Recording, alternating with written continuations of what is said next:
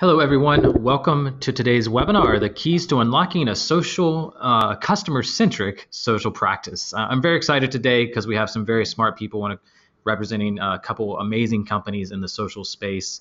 My name is Jason Keath. I'm the CEO of Social Fresh, and we're excited today to be welcoming Forrester and Synthesio to a webinar about a very important topic, and that is just being customer obsessed. And Forrester's got some great research. Synthesio has some great data to kind of back up this conversation and really give you a touch base to better understand how you're handling big data, how you're handling the kind of onslaught and avalanche of social media data out there about your customers, and how you're handling that relationship with your customer through social media. So today's presentation is going to be a Forrester presentation with some great social intelligence from Synthesio to kind of back that up and keep that conversation going. A few house cleaning items. We do have a recording happening right now, so you will be able to get that after the show within the next 48 hours. We'll have a link out to everyone registered through GoToWebinar. So no worries about that. You'll be able to see the slides. You'll be able to get the whole presentation, watch it again, and take notes if you need to. Also, today's hashtag is the social customer. Hashtag social customer. You'll see at the bottom right-hand corner of the slide that's up right now in front of you. Please do take that hashtag to Twitter, ask some questions, keep the conversations going with the presenters, with myself on Twitter afterwards. You can find us at Social Fresh and at Jason Keath, JASONKEATH, if you have any questions specifically for us, and we'll give you the presenter information in one moment. Lastly, we will have questions being taken throughout the webinar, and we'll answer them at the end. We'll keep this going as long as we can at the end for a Q&A. You can ask questions by typing your questions in the type question here box that you'll see in the GoToWebinar control panel. Also, if you do have any issues with not hearing any audio or not seeing a specific slide, or maybe one of our presenters will mention a link that you didn't get, please do feel free to ask that in the actual ask question here or type question here box as well, and we'll get to those as much as we can. I want to give you a brief introduction today to our presenters. We're excited to be welcoming Allison Smith, who is a social intelligence analyst at Forrester, as well as Loic, Moisand, the CEO of Synthesio. Allison has a research focus on the applications of using social media data in the enterprise, and also the process of identifying actionable insights from online conversations and the technology and service vendors that manage social media data. She's got a great mind, a great angle for this conversation today, and she's going to have a great kind of intro discussion here for us momentarily.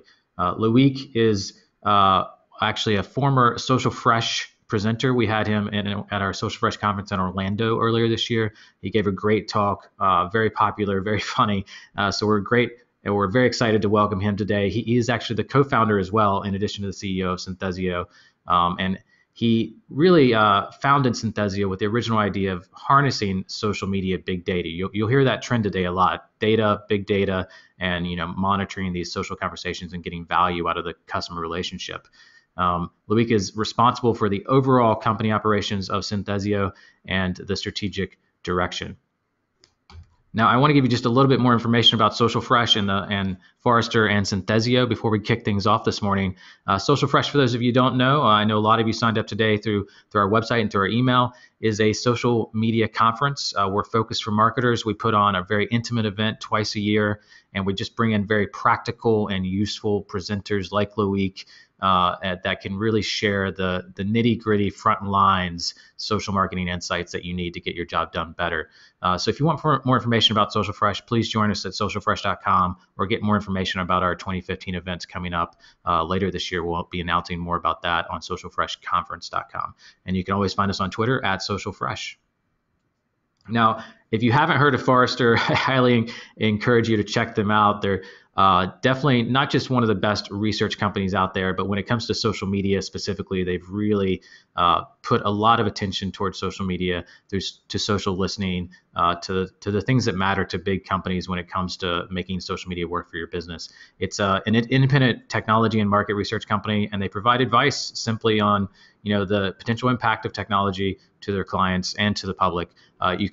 You You can get their deep research by going to their website. They have a lot of free research on their blog.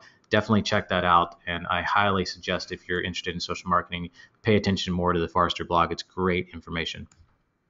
And of course, Synthesio, bringing us together today. I want you to know more about Synthesio. They are really a global leader when it comes to listening and monitoring, especially if you're a company that operates in more than one country, more than one language. They really are the only company that's going to give you what you need when it comes to social intelligence.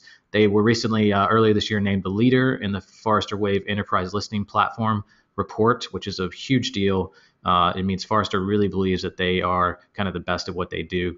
And they are just a global intelligence, global social intelligence platform. They're built for scale, and they're for true enterprise insights when it comes to social media. So definitely check that out. They have offices in New York, Paris, London, and Singapore. Synthesio.com for more information. And we're going to turn it over to Loic here in 1 second. I'm sure he'll give you more information about how you can get, a little more knowledge about what Synthesio can do. So the agenda for today, very briefly, I'm doing the welcome for you right now. We're going to have Loic do a little intro, talking about putting customers at the center of your business. Allison's going to join us for a great presentation about about really using the social customer, being customer obsessed, and how data can make that relationship with your business better. And then Loic's going to come back and close it out with a great roundup today on the KPIs of social success related to today's conversation. And then we'll have a Q&A and a wrap up at the end. I'll join you again at the end. But right now I want to welcome Loic to the call. Loic, can you hear me? I can hear you very well. Excellent. Hi, everybody. Let me bring you into the presenter mode, and we'll get your slides up. Yep.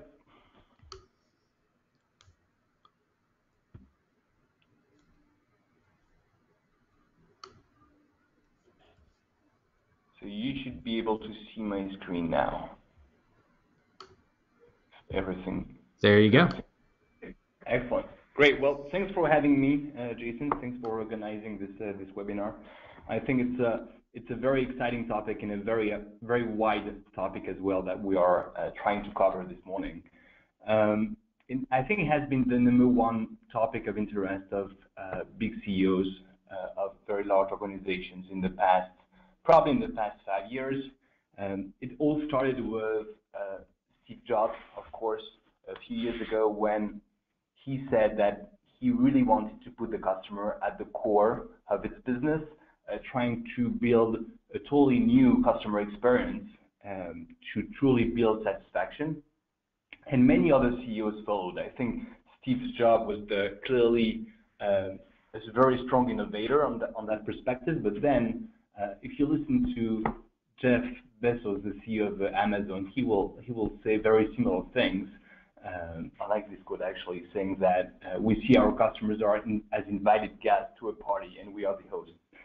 I think it's very true, and that really explains a strategy that is really geared towards putting the customer at the center of the organization.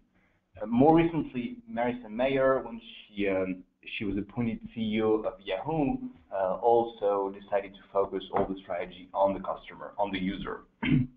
So I think that's great theory. That's a great vision. I think it's very important that these leaders think about putting back the customer at the center of the organization. But that's a lot of theory. In reality, and execution is actually extremely different. And we still live in a very transactional world where we buy products. We sometimes, if the company performs a good job, we have services and support. But there is very little connection between those two activities. There is still very little connection between the organization and the customer, apart from this very transactional relationship.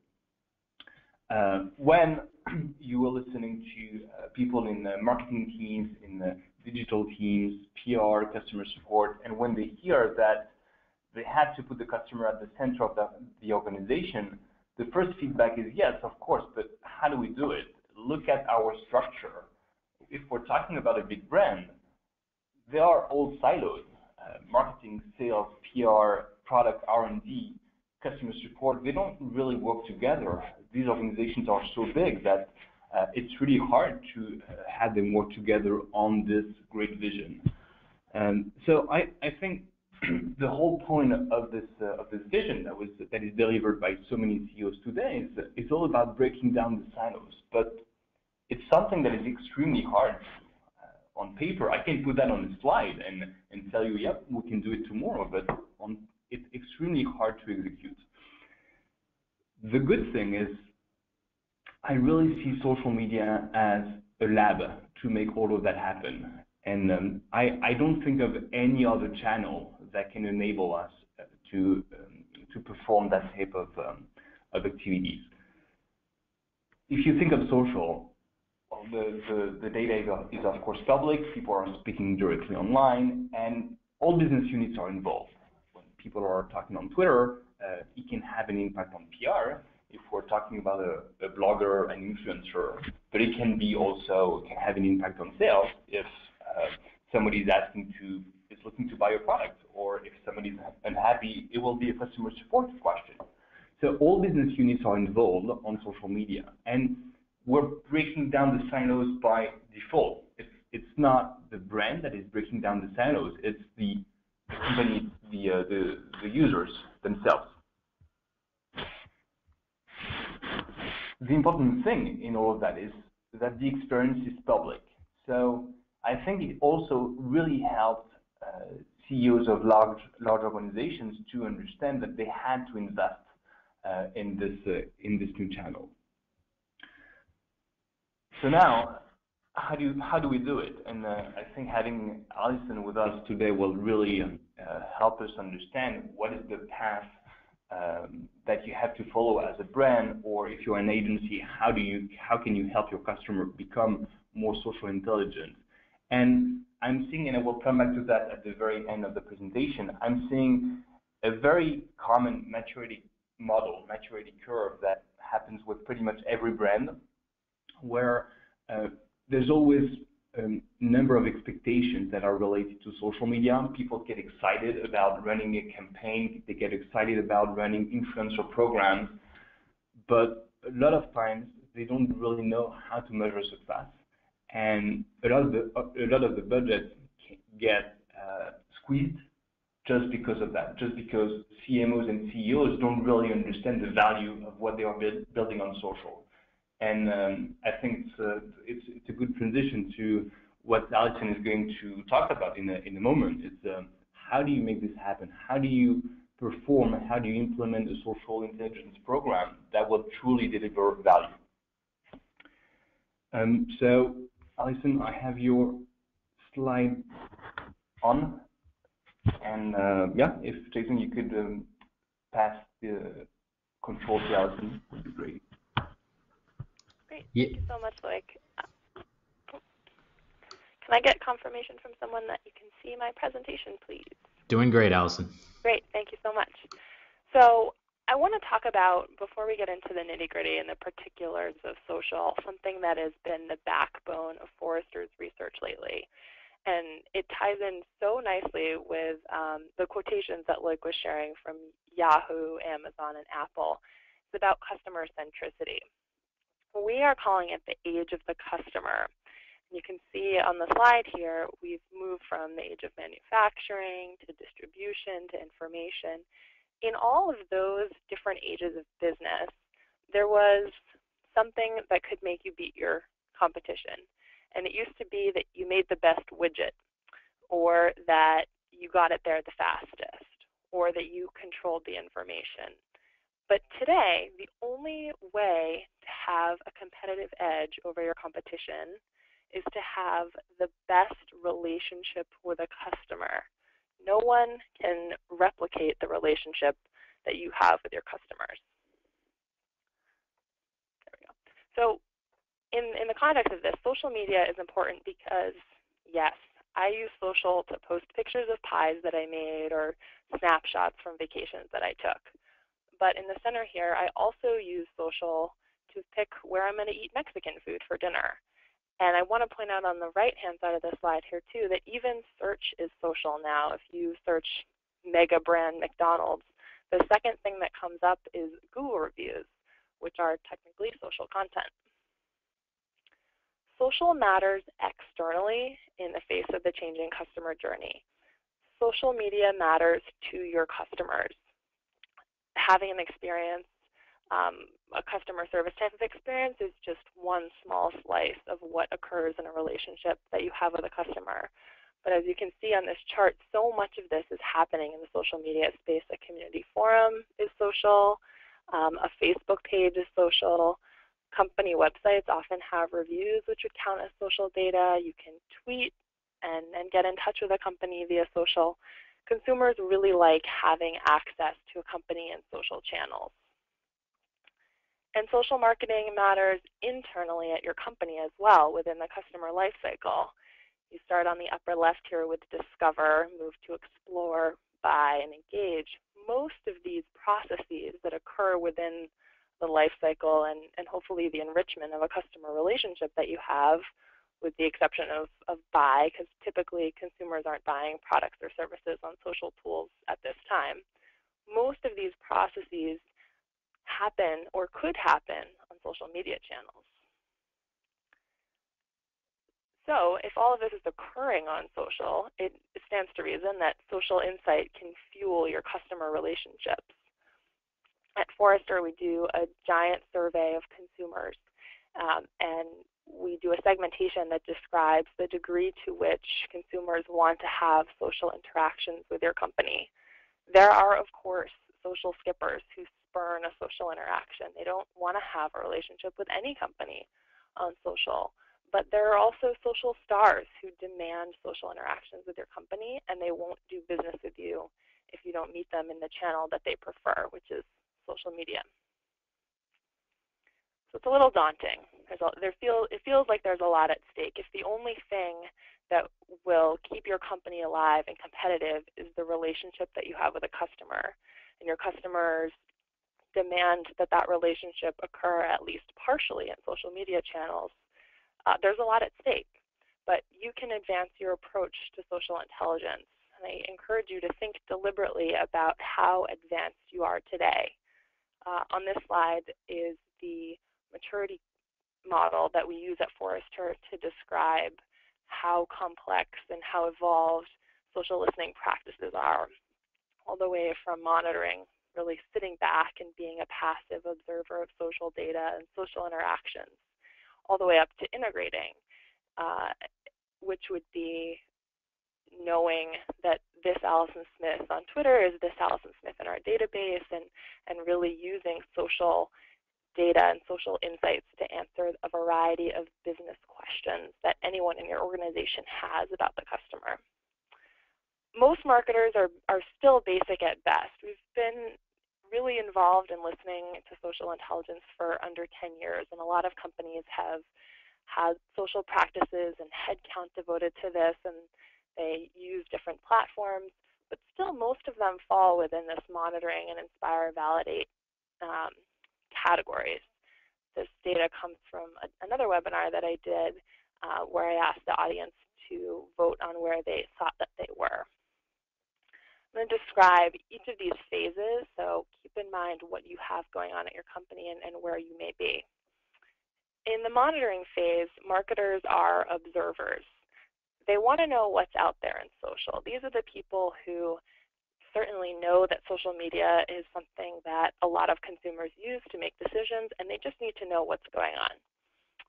Social data lives within the social team. In the monitoring phase, you wouldn't see social reports necessarily reaching beyond the marketing organization. The C-suite isn't really monitoring and knowing what's going on in social. And the staff at this point, maybe as light as an intern, could be a PR associate. A lot of companies have had their social listening practice grow up in PR, where you can really monitor for crises before they become headlines. It's not typically a marketing full-time employee in the monitoring phase. The phase beyond that is the inspire, validate phase, where marketers consult social. And they say things like, well, we thought this about our customers, so we checked social. We thought our customers like watching professional hockey more than they like watching professional basketball, so we looked at social. Reports in the inspire or validate phase are seen outside of the social team. People who are doing the media buying, for example, would be looking at social data to make decisions. And at this point, organization would have a skilled staff or maybe even a social guru who kind of understands both what goes on in social media and how it relates to the bigger business goals to grow the business. The phase beyond that is the combining phase, where marketers blend data. We observed X, so we added sales data. Could be like, we observed that a lot of people are starting to talk about how the weather's getting colder. So we looked at sales of coats and gloves and saw that, yes, in this region, it has become winter much sooner than we had thought it would. Other groups are joining in the analysis process. Of course, if you're adding other kinds of more traditional customer data outside of the social realm, there are other stakeholders involved. And at this point, a social listening practice would have an advanced staff, including leaders who set the strategy, administrators who set up a dashboard, and analysts who can really make the connection between what's going on internally in the business and externally on social channels. The final phase, the pinnacle of this, is integrating phase. Marketers infuse social data into the business. They say things like, we make the match between social IDs and our customer records. We know that this Allison Smith, who buys $300 worth of groceries with us a month, is this Allison Smith on Twitter. Social is part of the customer relationship. If you can think back to that discover, explore, buy cycle of a customer relationship, there are social touch points in all of these, and companies that are in the integrating phase are using social data in all of those touch points, really maximizing the impact of being a social business. And the staff is team members from groups adjacent to marketing, like marketing and customer care, marketing and sales. Often we see customer care or PR marketing using disparate platforms earlier on in their development of a social listening practice. In the integrating phase, that's eliminated, and these practices are all operating together in sync. So it can be daunting to think about moving from just sitting back and observing social all the way up to fully integrating social the way that we integrate web analytics or predictive analytics that describe what people will purchase next. So we at Forrester talk about the 4 Ps that help develop social intelligence capabilities. The first is purpose, next people, platform is third, and finally process. And it goes through each of these in a little bit more depth. Your purpose is your business reason for using social insights. So a purpose would be find product ideas, which would answer the kind of business question like, what do consumers want or need? You could find out where you could find new audiences, which would answer where should I spend my advertising dollars? Or to find trouble spots in the customer experience. What can we improve upon our customer journey? Companies who struggle to find value in social listening are the ones who cannot identify the kinds of business questions that they seek answers for in social media data analysis. Our next P is people. There are 3 functions that a social listening practice needs, not necessarily 3 individuals. There needs to be someone who sets the strategy, who understands what are the business objectives for growth, retention of customers, and how do those relate back to what we can do in social and what we can discover in social data analytics. There needs to be someone who administrates a dashboard. It takes a fair amount of work to filter out the right mentions. If you're the brand Visa, you have to do quite a bit to get rid of any mentions of immigration and to keep all mentions of credit cards and debt and financial services. And finally, you need an analyst who can dig into the data, find trends, explain them, and understand what's going on so that the rest of the business gets a good picture and really gets the answers that they're looking for. The third P is platform. I think it was Jason mentioned that we do a Forrester wave evaluation. Synthesio participated in it. It is designed to compare the companies that all compete in the same space. So these are all social listening platform vendors. And I want to make just one comment about the people in the leader category, which is that the leaders, it perfectly makes sense when you think about evolve social listening practices, integrate social data into other areas of the business. The platforms that perform the best in this wave are the ones that are prioritizing integration with other kinds of systems. Our fourth P is process. The scale of social is enormous. There are all kinds of statistics. You can do a little digging and find out, the amount of data created by humans today outpaces the amount created, over decades.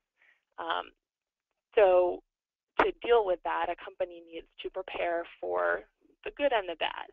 If you, for example, have a tweet come in that's positive, it's something that marketing, product, customer experience should see to emphasize the good and to understand what it is that consumers like that you're doing.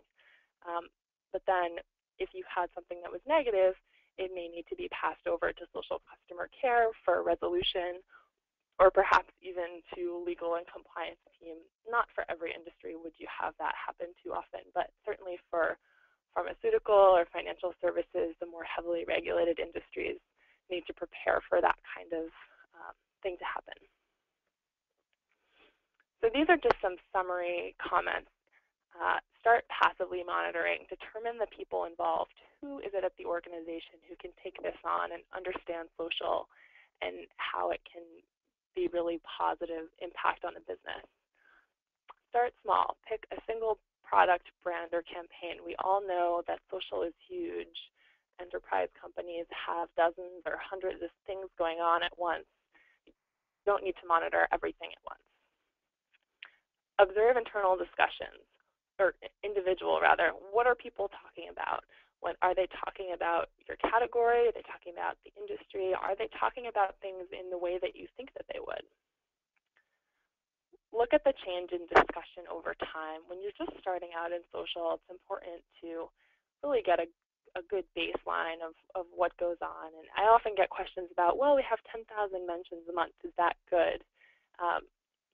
That's kind of an impossible question to answer, but you can seek to answer it yourself by understanding what's going on when you first get there. And start collecting data points. Loic's going to talk about some more advanced and really important metrics that you should be tracking. But in the beginning, just start looking for things that make sense for you to collect, whether it's verbatims or sentiment or how many influencers there are in your category.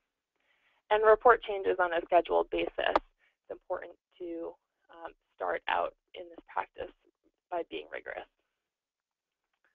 Step 2, grow monitoring into listening. Look back at your monitoring reports. What did you learn? Do trends in social data coincide with trends in your marketing? If you are making a big push for people to communicate with you on social, is that working? Are you seeing increased volume, for example?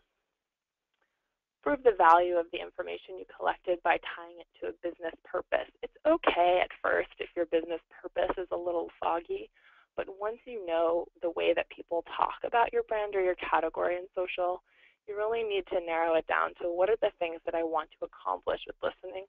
Otherwise, you'll just listen for years and you'll have sort of anecdotal evidence that people like this and don't like this, but you won't have real answers that are actionable and you can affect change from.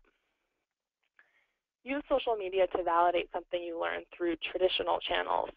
I can think of an organization that creates, or they build golf clubs, golf equipment, and they weren't sure that people liked the appearance of the golf club that they had just released, so they used a combination of social media, just tracking unsolicited opinions, with something that was more familiar to them, which was their online community, where they asked people explicitly, what do you think of the look and the finishes and the colors of this club? And ultimately they decided that they needed to change the way that the club appeared. And at this point, you really need to identify technologies or platforms that help speed up and automate the process. I've said probably 5 times so far this webinar that the volume of social data is huge, and you really can't tackle it without using a software platform provider to help you. And finally, step 3 is to find intelligence with data. Connect social and business data in real time to uncover actionable insights. Merge measurement scorecards to include social and traditional metrics. If you are a TV company, for example, you may want to look at ratings alongside the things that people are saying about the show on social media. Create customized metrics that give you a quick view of marketing performance.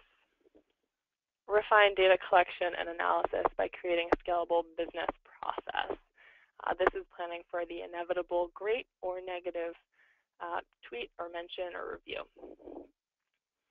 I want to just make a few comments about measurement before I hand it back over to Loic, who's going to talk a little bit more in depth about measurement and metrics. Social measurement hasn't been anything to be proud of. The graphic that's on the slide right now comes from a report that we wrote at Forrester a couple of years ago about the social marketing space in general, and social listening is just one piece of that. You can see it on the far left there. But on the right side of that graphic, we have this little call-out box that says measurement has yet to emerge as a point on the value chain, which is kind of ominous. But the reason for that is because at the time, and still today in most cases, companies are counting likes, which is the wrong thing to do. It's not prescriptive. It just tells you what's going on. More people liked us today than liked us yesterday, so I guess directionally we're doing something right. But to flash back to our purpose P, there's a self-evident truth about social data, which is that it answers business questions. So you can examine your metrics for a deeper meaning. A lot of companies tell me that they track buzz. They want to know, are people talking about us online? But that really translates pretty nicely into earned media. Sentiment is another very common metric to be tracking in social data.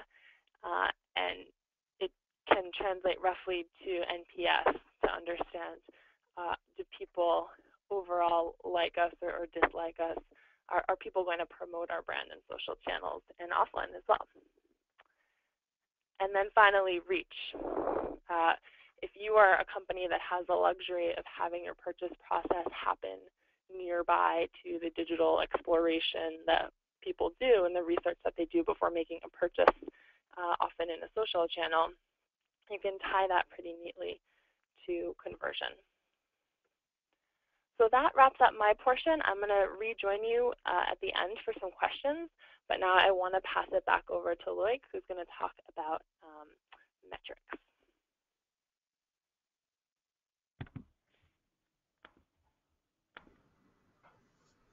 Thank you, Allison. Can you confirm that you can see my screen, Jason? Yes, yep, doing great. Excellent. Thank you, Allison. Thank you so much, Allison. Actually, the transition is pretty obvious here with the metrics that we have to put in place to make sure you can build successful social media programs. It's a question that I'm being asked pretty much all the time. What should I track? What metrics should I use to measure success? And like Allison said, very often we have the questions around, do I have to track the likes, the retweets, the volumes, the share of voice, all of that? I think the question is not necessarily to know if those metrics can really make sense. It's more try to think of building a framework, try to think of building a few key metrics that will really bring value to your business. And they can vary. They can change depending on your company, depending on your size. If you are an enterprise business, you will certainly have very different metrics from an SMB or an average business.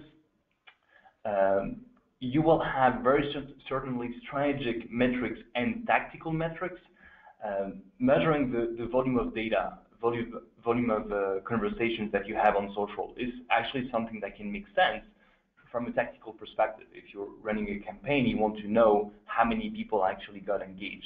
But it's very interesting to try to tie that into a broader framework that will enable you to speak the language of the CEO and of the CMO.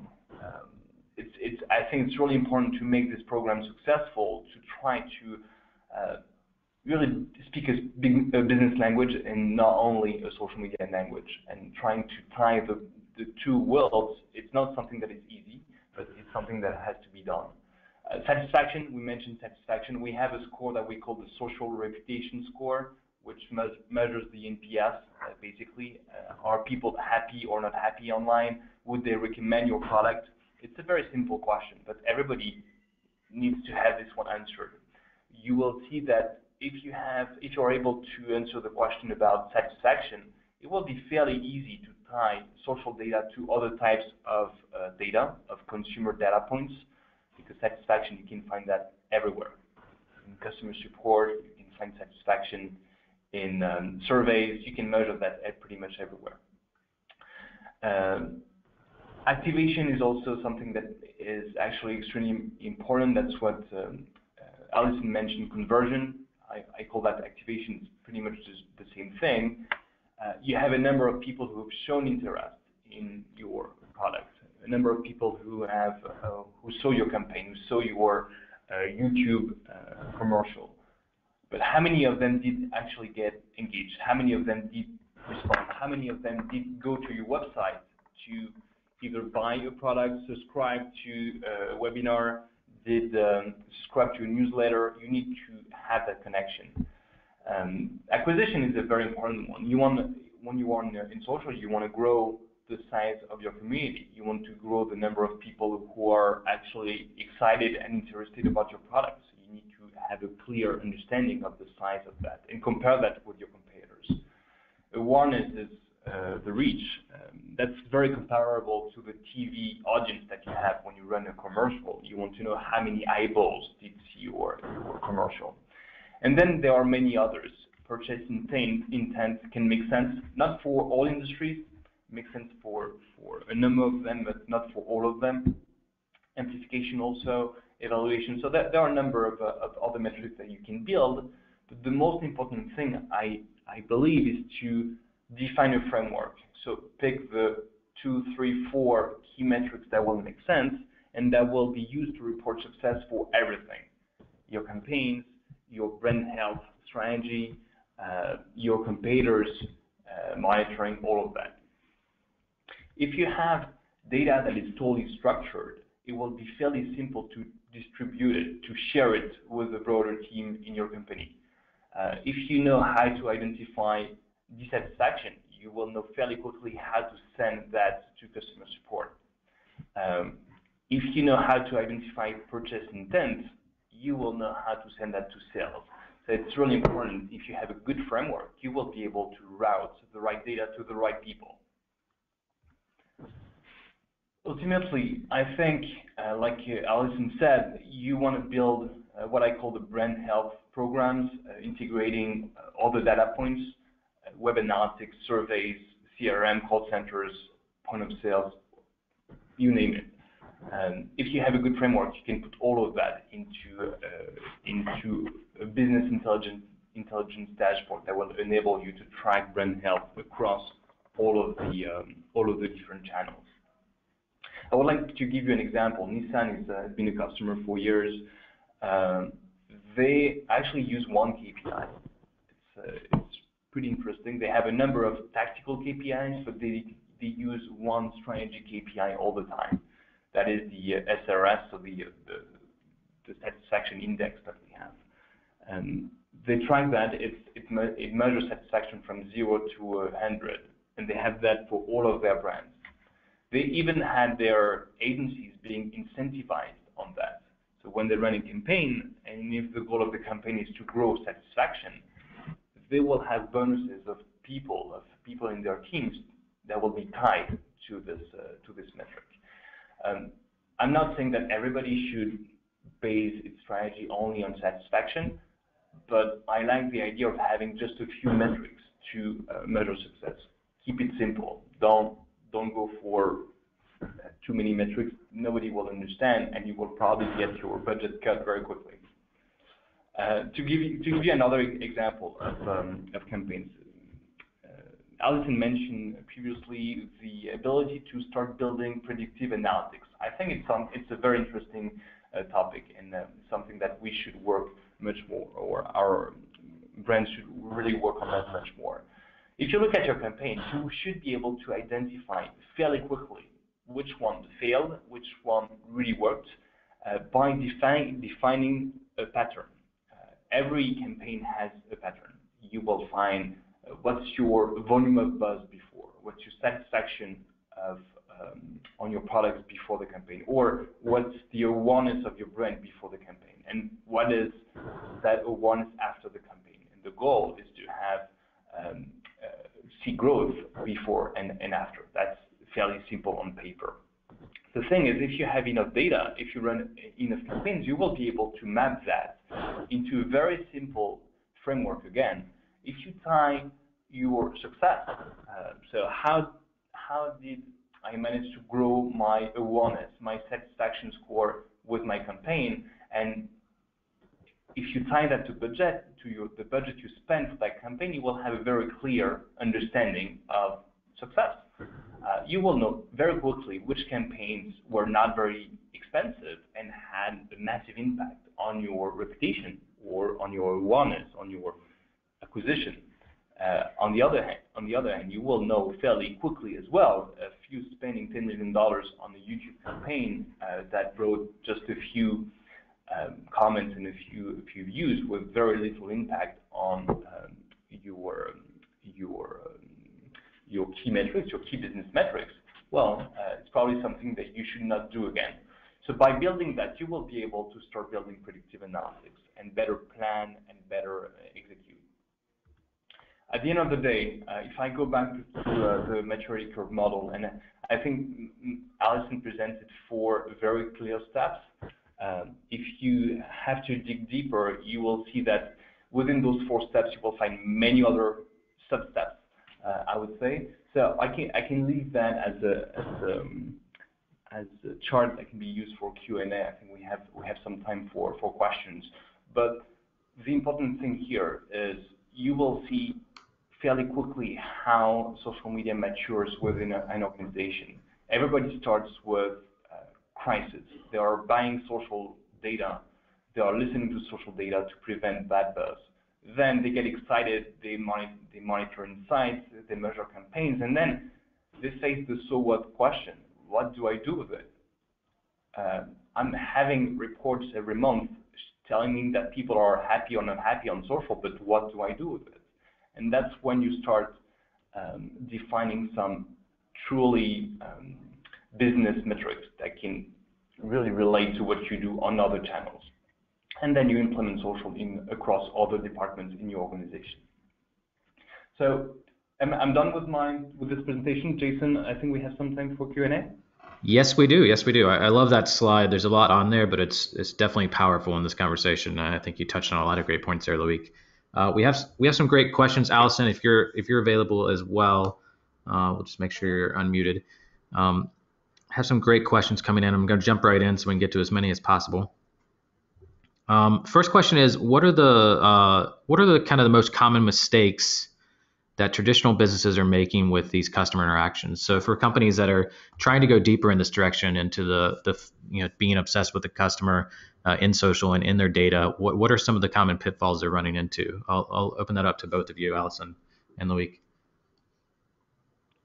Yeah, I'll take a stab at it first. I think a lot of companies kind of are stuck in this idea that they should use social listening to improve their social marketing. Even though they say they want to be customer obsessed on a holistic level, they don't necessarily realize the impact of social listening and participation in social media channels as a company with a customer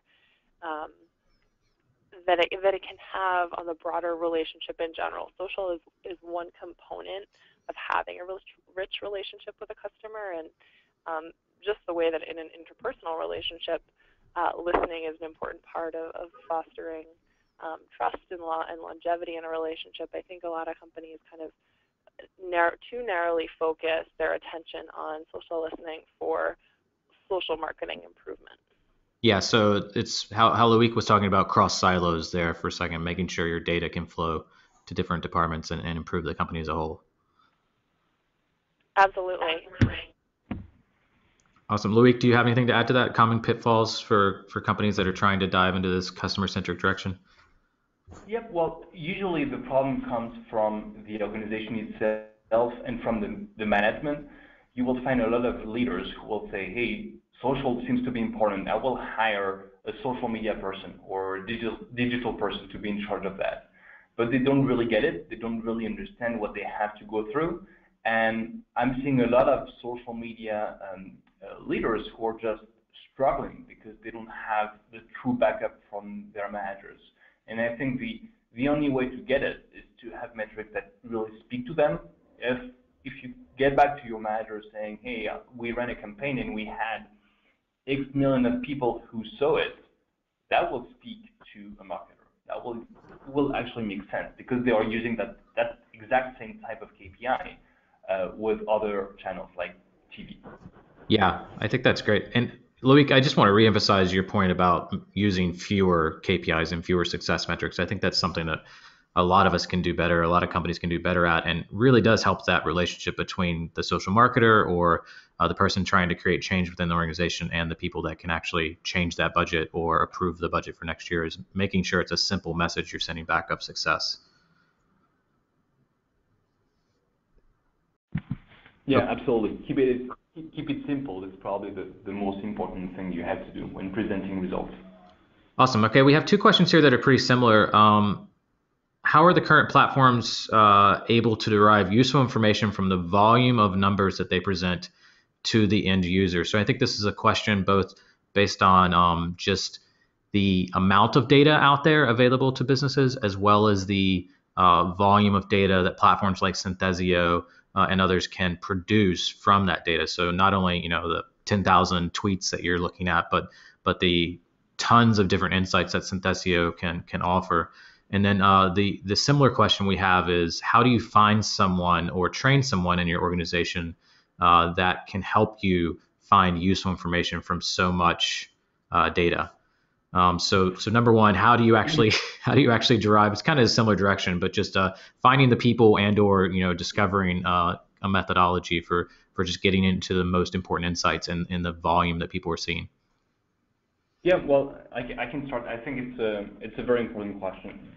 There are two answers to that. The first one is I strongly believe that social listening, social analytics platforms should be not oriented towards mentions, but towards people. The point of entry should be, who are the people who talk about me? What are their hobbies? What do they like? What do they dislike? What type of interactions did they have with me? So the typical point of entry should be a list of people with a very clear understanding of who they are. That will enable you to clearly understand who your audience is and to really being able to segment it. So that's one point. The other point is about how can I discover the insights on so much data? And that's technology. That's natural language processing, text analytics. The biggest challenge is to make all of that work across any channel. So you need to be able to have technologies that can analyze data on Twitter, but also on Facebook. If you are mostly on the mainstream social networks. But if you're going global, you need to have technologies that can also monitor and understand Chinese data, Japanese data, French data. So that takes a knot. It's a big topic, and it requires a ton of research and development to enable you to find out the gems within those millions of comments. Anything to add to that, Allison? I think there's definitely kind of a talent gap out there of people that can actually be this, this type of researcher, this type of individual researcher, analyst, and really, do things like Synthesio are doing, which is finding the real meat out of that data and the stuff that can actually improve the business. Yeah, absolutely. And you see people who are social gurus, but it's really so important for that person to, of course, understand social and how people talk in social and what's going on there. But if that person is unable to tie it to the greater purposes of the business, they'll ultimately be unsuccessful. But I think Loic is completely correct. This is something that can't be handled without a really robust platform, because the value of social data lies in the fact that it's unsolicited and unstructured, but you can't possibly read all of that. So you need a tool that will perform text analytics to surface the topics and themes that are most relevant. Awesome. Excellent. Love that. Next question. We have a question from Taryn. How do brands get out of the so what phase? And maybe this is specifically for you, Allison, to start, and Loic, you can chime in. How do you get out of the so what phase and move into the strategic level? What drives that specific shift?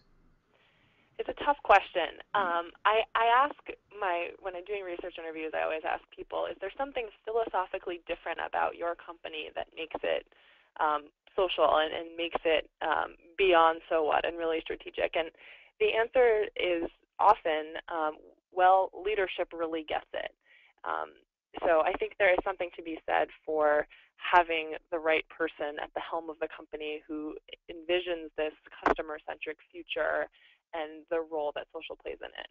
But not everyone has that luxury, of course.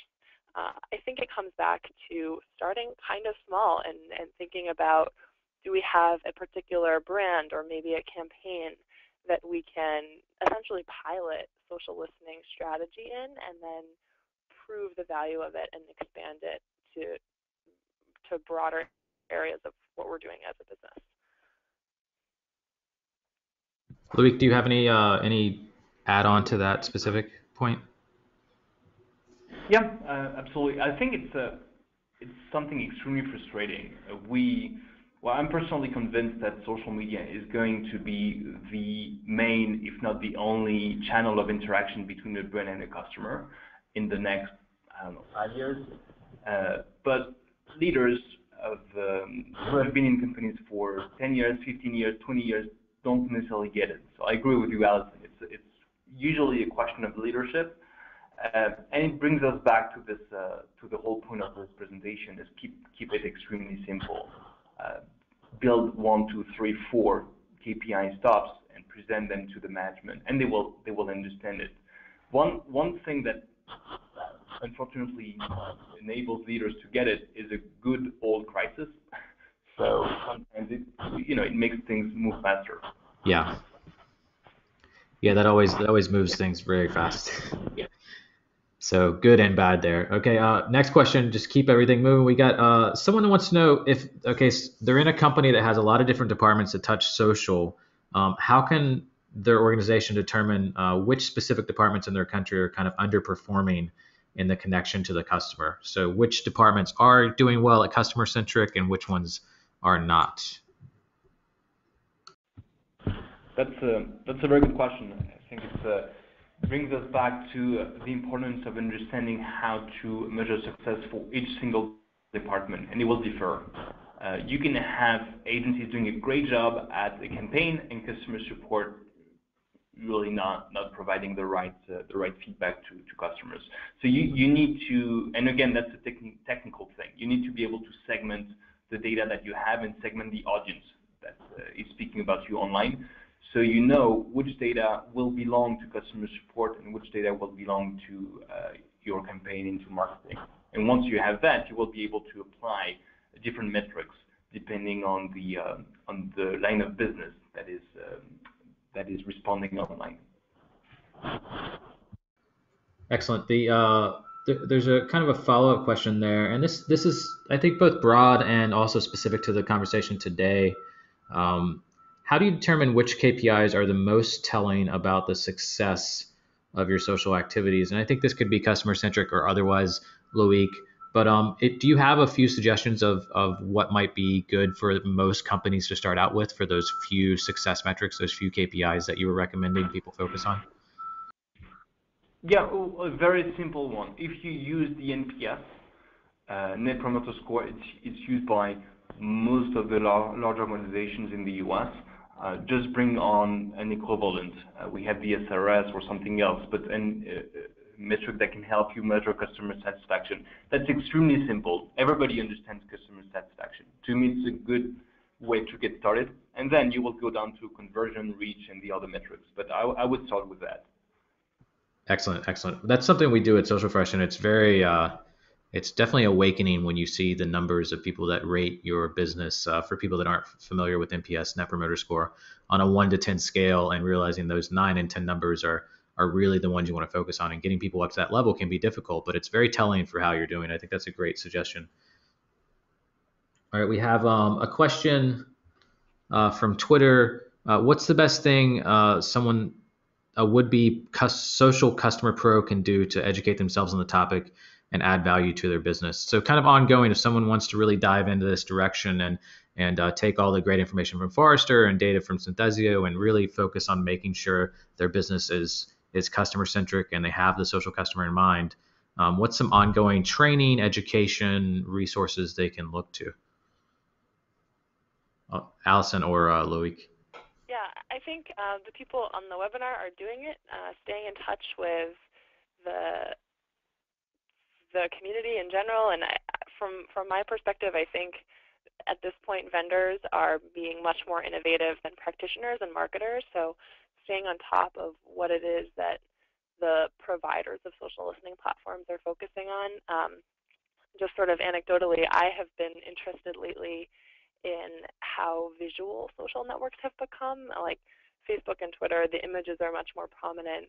And then sort of aside from that, Pinterest and Instagram and Tumblr are primarily visual content. And so I've been looking at that as an upcoming trend. But I think staying on top of what the vendor community is doing will end up pushing most marketers beyond the point that they're currently in. Yeah, I think that's a great point. At Social Fresh Conference, we make it a point to bring in the vendors, companies like Synthesio and a lot of other software companies that we work with, because they're really just building the technology that drives social marketing forward, next year and beyond.